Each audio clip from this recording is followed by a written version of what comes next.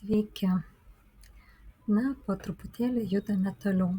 Jei nuosekliai manęs klausėtės ir su manimi keliaujate nuo pat pradžių ir norite toliau eiti, tuomet praėjusį kartą greičiausiai atvertė savo širdies duris Jėzui Kristui, pasikvietėte jį užeiti ir atidavėte jam savo gyvenimą. Arba galbūt tai jau buvote padarę anksčiau. O jei ne, arba jei gerai nesupratote, kas tai yra, arba kaip tai vyksta, šiandien mes truputį dar giliau į tai pažvelgsime ir aš jūs palydėsiu ir užtarimo malda, ir atgailos malda, ir vėliau prašysiu, kad Viešpats užtvirtintų šį jūsų pasirinkimą ir užantspauduotų savo Sūnaus Jėzaus Kristaus krauju. Taip pat šiandien mūsų tikslas yra į savo gyvenimą pasikviesti Šventąją Dvasią, kadangi su ja taip pat norime bendradarbiauti šioje misijoje, savo artimųjų gelbėjimo misijoje, kurioje eisime į dangaus karalystę ir kreipsimės į dangišką teismą. Taigi jau minėjau tikriausiai, kad atiduodami savo gyvenimą Kristui mes įeiname į savo tikrai pašaukimą, tikrai likimą numatytą mums dar prieš mums gimstant, dar prieš mūsų prasidėjimą. Taigi, jeigu mes išties įsileidome į savo širdį Kristų, jeigu tai padarome ir leidžiame mumise jam šeimininkauti visose mūsų širdies ir sielos kertelėse, nepaliekame jam uždarytos jokios palėpės, jokių garažų, jokių rūsių, kur mūsų kažkokie tai nemalonūs prisiminimai ar tokie, kurių nenorime niekam atverti ir parodyti, ir mūsų pačių kažkokie tai padaryti dalykai. Kartais gali atrodyti, kad mes neverti įsileisti Jėzų Kristų į tam tikras savo gyvenimo sritis ar į tam tikrus savo gyvenimo įvykius. Bet tai yra klaida. Būtent Kristus nori labiausiai užeiti ten, kur yra daugiausiai netvarkos, nešvaros, chaoso, susijaukimo, pasimetimo. Nes jis yra ta šviesa, jis yra tas skaistumas ir tyrumas, jis yra tas, kuris nuplauna, kuris išgydo, kuris sutvarko, kuris išteisina. Ir jis yra tas, kuris padaro mumise viską, ko reikia. Mums tai reikia jam leisti tai padaryti, netrukdyti, neužsibarikaduoti savo kažkokiais tai neteisingais įsitikinimais. Ar ne? Kartais būna aš neverta. Toks jausmas, kaip čia dabar Kristus, Dievas, jie yra šventi, jie yra tobuli, o aš galbūt kažkokiu esu padaręs vienokių ir kitokių dalykų gyvenime ir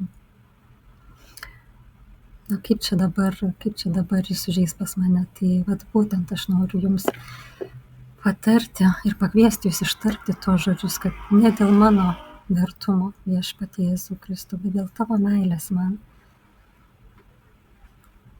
Ir aš pasitikiu tavo meilę man. Aš leidžiu tau užeiti į mano širdį ir padaryti joje tvarką, švarą, atstatymą, atkūrimą. Viso to, kas buvo kažkada sugriauta, sugadinta ir sujaukta.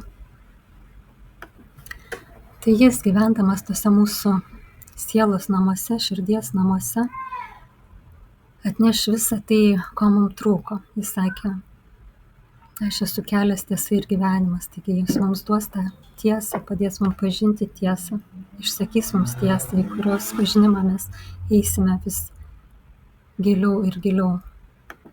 Vadinasi, mumis apsigyvena tiesa ir ji tikima skleistis tiek, kiek mes jai leidžiam, kiek jai paliekam vietos, kiek jai atsiveriam, kiek praplečiam savo limitus, savo ribas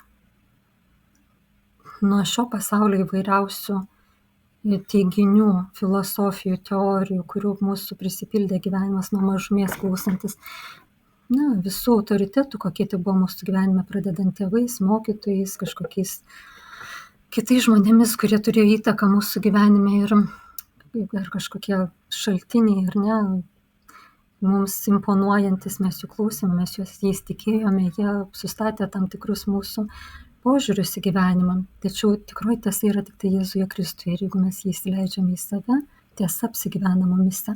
Ir kiek mes plečiame savo tuos senasias ribas, tiek jisai gali mumyse tos tiesos atskleisti.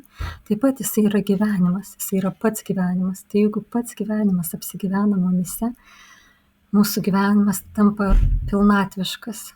Jeigu mes leidžiam išties ir pajuntam, kaip Kristus, esantis pats gyvenimas, gyvena mumyse, tas gyvenimo šaltinis, gyvybės šaltinis apsigyvena mumyse. Jis atkuria mūsų gyvenimą visose srityse, visas mūsų gyvenimo sritis. Mūsų mąstymą, mūsų požiūrius, mūsų mintis, mūsų jausmus, mūsų emocijas, mūsų sielą, mūsų akis ir ausis, kaip mes matome, ką mes girdime, mūsų kūną galiausiai. Tai persikelia ir į mūsų kūną, visas mūsų kūno funkcijas. Pats gyvenimas pradeda lietis iš mūsų vidaus, nes Jėzus Kristus gyvena mumyse. Taip pat jis sakė, aš esu šviesa. Vadinasi, gyvendamas mumyse, jisai, būdamas šviesa, jis mus apšviečia, jis mus nušviečia ir per mus ima šviesti. Mes užsižiebėme tą jo šviesą. Iš mūsų Kristus ima šviesti savo šviesą per mūsų gyvenimą į kitus žmones. Apšviečia mums patiems mūsų kelius, mūsų pasirinkimus, mūsų sprendimus, bet taip pat vėliau ima šviesti ir į kitus žmones. Ir taip pat jisai sako, aš esu kelias. Taip pat kelias apsigyvena mumyse, mūsų širdyje, mes įsileidome jį į save.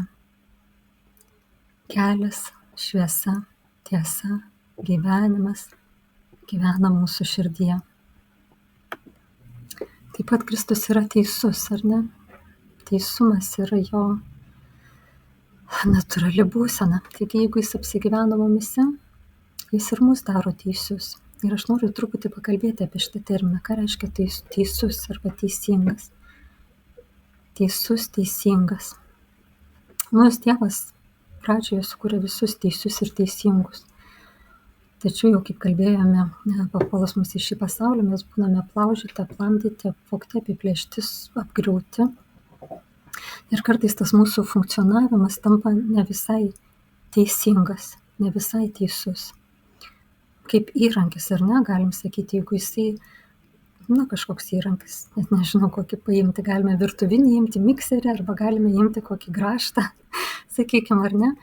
Jeigu jis veikia gerai, jame yra visos detalės, jam netrūksta jokio varžtelio, jis yra teisingas, jis puikiai funkcionuoja, jis atlieka savo funkcijas. Mes imam tą mikserį, dedam į tešlą, jis puikiai plaka ir mes gaunam, jis atlieka savo funkciją, mes gaunam puikiai išplaktą, pavyzdžiui, kiaušinio baltymą arba grietinėlę, purę ir tvirtą, arba tiesiog sumaišytą tešlą, arba grąžtas, jeigu jam nieko netrūksta, jisai nėra nei sulinkęs, nei pakrypęs, nei netrūksta jam detalių, nei jisai sumuštas. Mes juo grąžiame ir įgręžiame skylę arba įsukame varžtus. Tačiau jeigu jam kažko trūksta, jeigu jis yra aptrankytas, sulaužytas, sudaužytas, jis nebegali atlikti savo funkcijų, ar ne? Jis tebėra grąžtas, mes jį vadinsime grąžtu, jis tebėra mikseris, tačiau jis nebeatlieka tos savo funkcijos, jis neteisingas, galime tam tikrą prasme sakyti. Sugadintas, neteisingas. Dar galime paimti tokį pavyzdį paprastesnį, tarkim, kėdė, ar ne? Kėdė, kai jis stovi ant savo 4 kojų, turi atlošą, turi porankius, mes galime ant jos atsisėsti, ji yra puikia, mes galime ant jos pasilsėti, viskas ko puikiausiai, ar ne? Tai jinai atlieka savo funkciją, jinai yra teisinga kėdė, gera kėdė. Tačiau paimkime ir apverskime tą kėdę ir pastatykime ją aukštyn kojomis. Tai yra ta pati kėdė, tačiau ji nebefunkcionuoja gerai. Dabar mes negalim nei ant jos atsisėsti, nei ją atsiremti, ji nebeatlieka savo funkcijos ir gaunasi tokia bereikalinga. Tai taip galime iliustruoti šėtono veiklą žmonių gyvenime, destrukcinę veiklą. Jis kuo anksčiau stengiasi ir bando įeiti į žmogaus gyvenimą, tobulą atveju nuo jo prasidėjimo pradžios, dar per jo tėvus, ir kiek įmanoma kažką sugriauti, kažką iš jo atimti, kažką sugadinti, ar ne? Per sužeidimus, per žodinius sužeidimus, per smurtą, per meilės stygių. įvairiausiais būdais, ar ne, atimdamas tėvus, atimdamas kažkokią meilę, atimdamas namus, atimdamas gražią, linksmą, laimingą vaikystę, atimdamas paauglystę, taip kaip ją būtų galima išgyventi žmogui, būnant geroje šeimoje, nesugriuvusioje šeimoje, neiširusioje šeimoje. Na ir taip toliau per gyvenimą, ar ne, kur einame, mes daug kartų būname apvogti, sugriauti, sužeisti, pridaužyti, jeigu ne fiziškai, tai bent emociškai, psichologiškai, įvairiausių gyvenimo vėtrų, audrų, ar ne, ir kartais tam sielų priešui pavyksta iš mūsų lyg kažką atimti, apgriauti, sulamdyti mus ir mes nebefunkcionuojame teisingai, mes tampame apvogti. Taigi aš čia kalbu, ką Viešpats mums priėmus Jėzų Kristų, apsigyvenęs mūsų širdyje, kai mes jam atveriam savo širdies duris ir įsileidžiame, nori padaryti mumise, ar ne, nori atstatyti mūsų tą teisingą būseną, tą pradinę būseną, kaip jis mus ir sukūrė, kad mes funkcionuotumėm teisingai, nes tada ir mes ir jaučiame tą išsipildymą, jaučiame, kad gyvenimo yra pilnatvė, kad mūsų gyvenimas turi prasmę, kad jis yra svarbus, reikalingas, kad jis turi ypatingą vertę Dievo akise ir mes pamatome, kad mes pasitarnaujame kitiems žmonėms. Tačiau lygiai tą patį mes bandysime daryti savo artimųjų gyvenimą, kuriuos, jeigu jie dar nepažino Jėzaus Kristaus, šėtonas tikrai yra stipriai apvogęs ir kartais gali atrodyti, kad jie tikrai pasaulį mato atvirkščiai, ar ne, kaip lyg būtų jiems viskas apversta aukštyn kojom, kaip ta kėdė, apversta aukštyn, žemyn, nežinau, aukštyn kojom. Ir jiems tai, kas gera, netrodo gera, o gera atrodo tai, kas bloga, jie renkasi kažkokius blogus dalykus, jie tai, kas gera, negirdi. Tai būtent tai yra šėtono veikla žmogaus gyvenime, kuri viską sumaišo, apverčia aukštyn kojom, sumaišo tikrus dalykus su tais, kurie yra tik melas. Ir mūsų tikslas yra keliauti į dangaus karalystę, prie dangiškojo teismo ir prašyti mūsų gerojo tėvelio, kuris taip pat yra ir teisingas teisėjas, apginti mūsų artimuosius nuo šio skriaudėjo, kuris apvertė jų gyvenimus aukštyn kojomis ir neleidžia pamatyti tiesos, neleidžia pamatyti, kas yra iš tiesų gera, kas yra tikroji šviesa, kas yra tikrasis džiaugsmas ir kur yra tikrasis išsipildymas. Tolimesnėse serijose mes matysime, kaip sielų priešui pavyksta tai padaryti mūsų artimųjų gyvenimuose. Mes panagrinėsime, kad mums pasidarytų aišku, kaip būtent konkretaus žmogaus gyvenime, to, kuris yra mūsų artimoje aplinkoje, kuris mums rūpi, tas skriaudikas sugebėjo taip viską jam apversti aukštyn kojomis. Na, o mes, kadangi jau esame įsileidę, pasikvietę Viešpatį Jėzų Kristų į savo širdis, aš noriu su jumis dar pažiūrėti keletą rašto vietų, kurios man atrodo ypatingai svarbios. Jono 14 skyrius 21 eilutė sako: kas pripažįsta mano įsakymus ir jų laikosi, tas tikrai mane myli, o kas mane myli, tą mylės mano tėvas, ir aš jį mylėsiu ir jam apsireikšiu. Čia Kristus kalba, ar ne? Toliau, Judas, ne Anas Iskarijotas, paklausė: Viešpatie, kas atsitiko, juk ketini apsireikšti mums, o ne pasauliui? Jėzus jam atsakė: jei kas mane myli, laikysis mano žodžio. Ir mano tėvas jį mylės. Mes pas jį ateisime ir apsigyvensime. Mes, kas tai mes? Jėzus Kristus ir jo tėvas. Kas manęs nemyli, toliau sako Kristus, mano žodžio nelaiko. O žodis, kurį girdite, ne mano, bet tėvo, kuris yra mane siuntęs. Ir toliau jis dar kalba apie šventąją dvasią, tam pačiuose keliuose sakiniuose. Taigi visa trejybė yra čia pat, visada glaudžiai susijusi, bet apie šventąją dvasią mes pakalbėsime šiek tiek vėliau. O dabar dar likime prie Kristaus ir Tėvo, ką Kristus čia pasakė. Tokia svarbi eilutė. Tėvas ir Sūnus apsigyveno pas mus.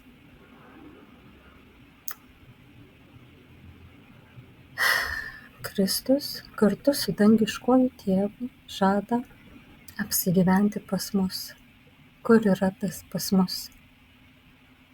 Kur yra ta vieta mumyse, kur mes esame pasiruošę priimti ne tik Kristų, bet ir Tėvą? Gal dažniau galvotumėm, kad mes einame pas Tėvą, ar ne? Mes nueisime pas Tėvą.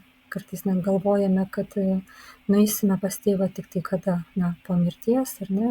Kitame gyvenime, amžinajame gyvenime. Bet ar dažnai esate pabuvę su šita eilute ir pamastę, ką jis sako? Tėvas ateina pas mus. Tėvas ateina apsigyventi pas mus kartu su Kristumi.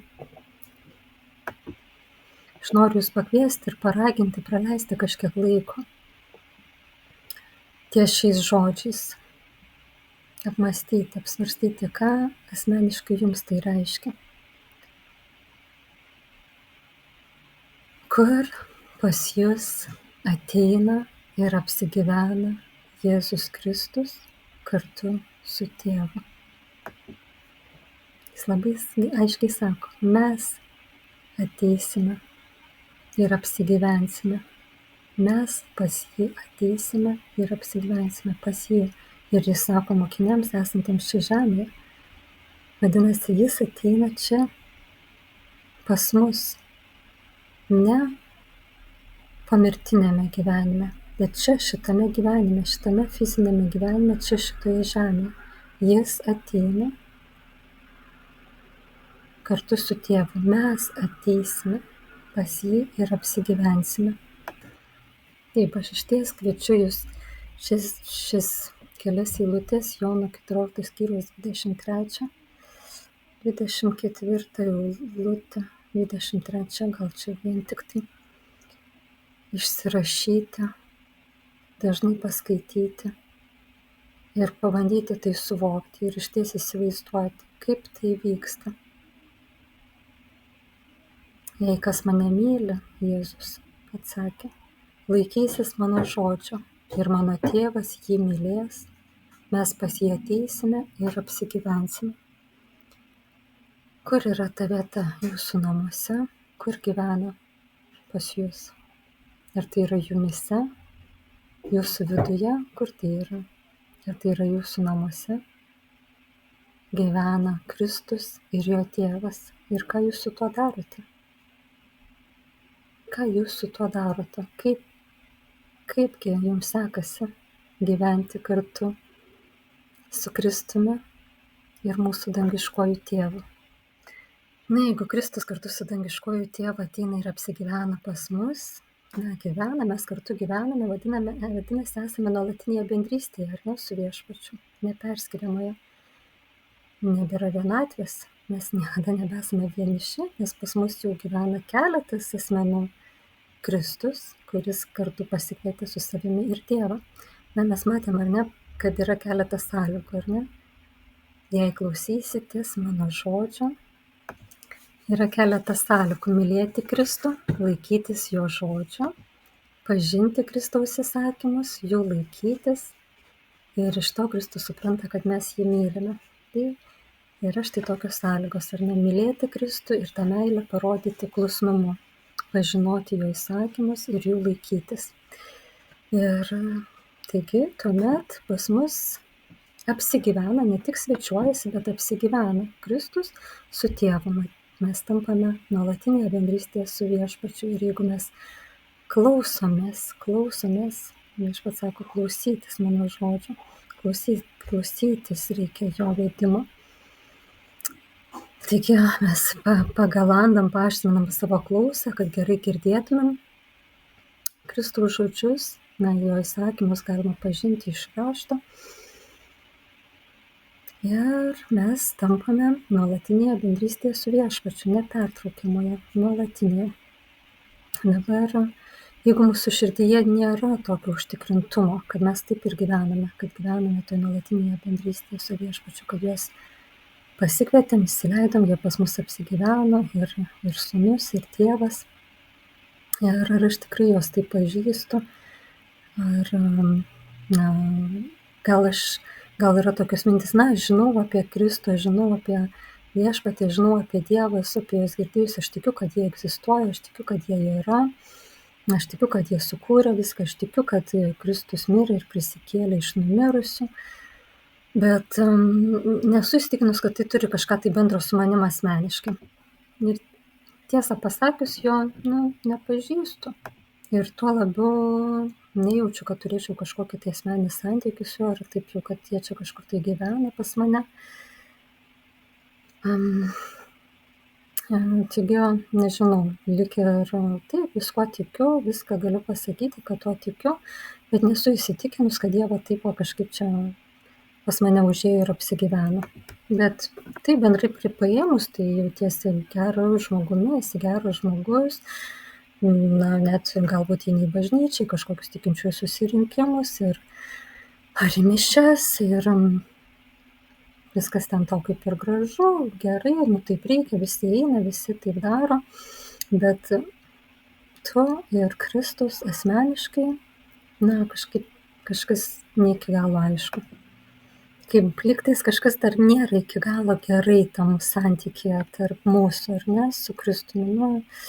Nežinau, kažkoks yra ar barjeras, ar kažkokia kliūtis, kažkas ne taip, ta prasme, viskas gerai, aš viską galiu daryti, ką reikia daryti, man pasakykit, ką reikia daryti, aš padarysiu, bet kaip tas asmeninis santykis, iš kur jis turi atsirasti? Aš žinau apie Kristų, bet jo iš tikrųjų nepažįstu. Jeigu tokių kažkokių panašių minčių arba jausmų yra tavo širdyje arba tavo galvoje, tuomet šis susitikimas būtent tau. Taigi, jeigu esi tokioj būsenai ir trokšti, kad vis dėlto tai pasikeistų ir kažkaip užsimegztų tarp jūsų su Kristumi tas asmeninis santykis, atsakyk savo šios klausimus nuoširdžiai savo širdyje. Ar tiki, kad Kristus yra Dievo sūnus, įsikūnijęs Dievas ir gyvena kūne kaip žmogus? Ar tiki, kad Dievas prikėlė Jėzų iš numirusių, kad jis numirė, išliejo kraują ant kryžiaus smurtinė mirtimi, 3 dienas gulėjo kape palaidotas ir tada išties prisikėlė iš numirusių ir išėjo iš kapo? Ir ar tiki, kad tai jis padarė būtent asmeniškai dėl tavęs, kad tu būtum išgelbėtas, kad tau būtų atleistos visos tavo kaltės ir visos tavo nuodėmės? Jis savo krauju atlygino visas tavo padarytas skriaudas, žalas ir skolas, kad tau nereikėtų pakelti jokios bausmės. Jei tuo tiki, tuomet aš meldžiuosi Viešpatie už tave. Viešpatie, aš dėkoju tau už visus šios žmonės, kurie ateis ir žiūrės šį video ir svarstys šios dalykus savo širdyje ir priims tvirtą ir aišku apsisprendimą, kad tuo tiki. Aš dėkoju tau, Viešpatie, kad šiandien jų gyvenimai bus perkeisti. Aš tikiu, Dieve, tuo ir pasitikiu tavimi. Tu esi geras Dievas ir tu trokšti ateiti į jo širdį, į jos širdį, ir ten apsigyventi kartu su tėvu ir vėliau ir šventąja dvasia. Aš tikiu, Viešpatie, kad tu esi tas, kuris su visų gailestingumu gali atleisti kiekvienam, kuris su atgaila ir gailesčiu savo širdyje to prašo, kiekvienam, kuris išpažįsta tavo akivaizdoje ir gailisi. Aš tikiu, kad tu gali atleisti jiems visas kaltes, kokias tik jie kada nors yra padarę savo gyvenime. taip pat visus nusižengimus ir visas nedorybes, visus gėdingus veiksmus ar smurtą. Viešpatie, tebus jiems atleista. Jėzaus Kristaus vardu. Aš to prašau, Dieve. Ir taip pat mes jau matėme, kad tam, kad galėtumėm įeiti į Dievo karalystę, yra būtina atgaila. Tai aš jūs kviečiu savo širdyje išpažinti, ką norite apgailėti prieš Viešpatį, kad jis jums atleistų. Manau, kad sutinkate su manimi, kad yra nuostabu gauti atleidimą, tai duoda neapsakomą palengvėjimo jausmą mūsų širdyje. O dabar, jeigu norite eiti toliau į tą asmeninį santykį su Kristumi, prašau, kartok kartu su manimi. Ačiū tau, Jėzau Kristau, kad tu numirei vietoj manęs ant kryžiaus, lyg ten būčiau miręs aš. Dėkoju tau, kad tu atitaisei teisingumą už mane dėl manęs ir man, dėl visos tos neteisybės, kurią aš patyriau savo gyvenime, pradedant nuo Ievos ir Adomo.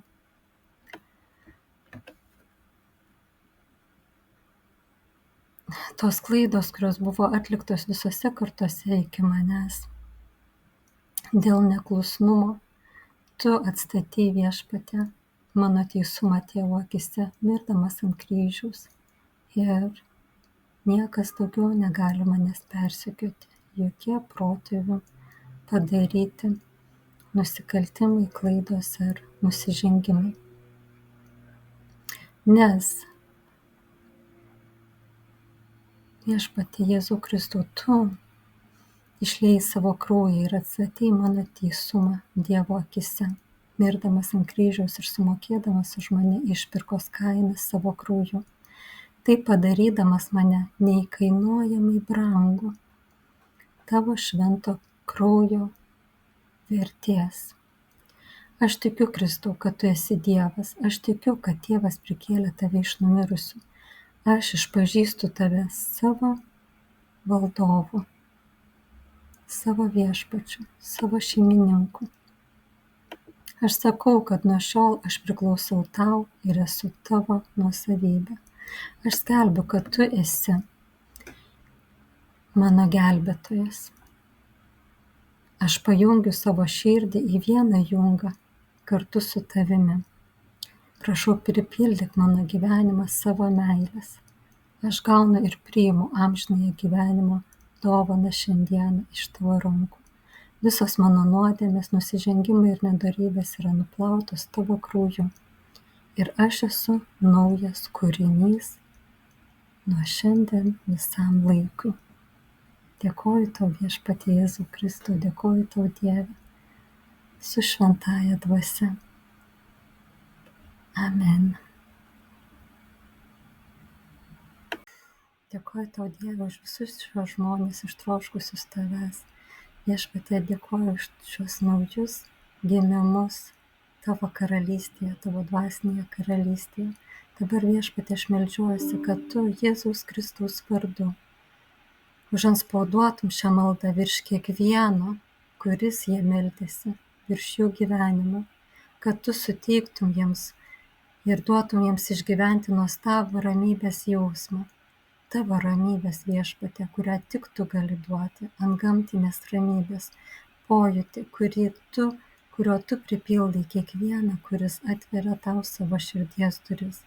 Taip pat, Viešpatie, suteik jiems galimybę patirti tavo džiaugsmą ir tavąją meilę. Viešpatie, pripildyk jų širdis, atverk jų širdis ir jų akis, Viešpatie, kad jie galėtų matyti jau dabar, kas jie yra naujoje dvasinėje realybėje, kaip tavo vaikai ir kas jie yra, Viešpatie, kaip tavo bendra paveldėtojai. Kad jie galėtų pamatyti, regėti ir pradėti savo gyvenimą dvasinėje tikrovėje jau dabar, dar tebegyvendami čia šioje žemėje. Aš to prašau, Viešpatie Dieve, tavo sūnaus Jėzaus Kristaus vardu, šventosios dvasios galia. Amen. Dėkoju tau, Dieve, dėkoju tau, Viešpatie, garbinu ir šlovinu tave per amžių amžius. Amen.